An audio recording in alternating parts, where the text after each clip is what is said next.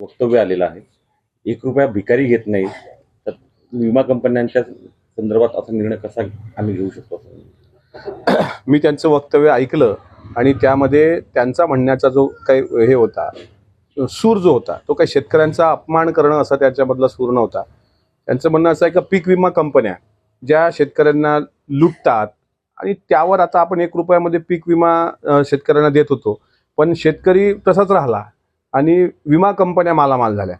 त्याच्यामुळे आता तर आम्ही सरकारला म्हणून विनंती करू शकतो का हा विमा कंपन्याच एकदा बंद करून टाका. वाटल्यास सोयाबीनला जो हमी भाव किंवा कापसाला हमी भाव हा जो ठरलेला आहे त्यापेक्षा एकरी 500 रुपये अनुदान असं जर सरकारने सोयाबीनला दिलं, कापूस उत्पादक शेतकऱ्याला दिलं, फळबाग शेतकऱ्यांना दिलं, तर ते शेतकऱ्याला स्वावलंबनाकडे नेण्याचं असेल.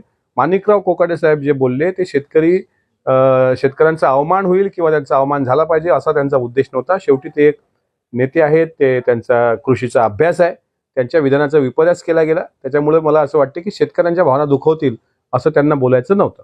आमदार साहेब, रावस्तव्य आलं आहे की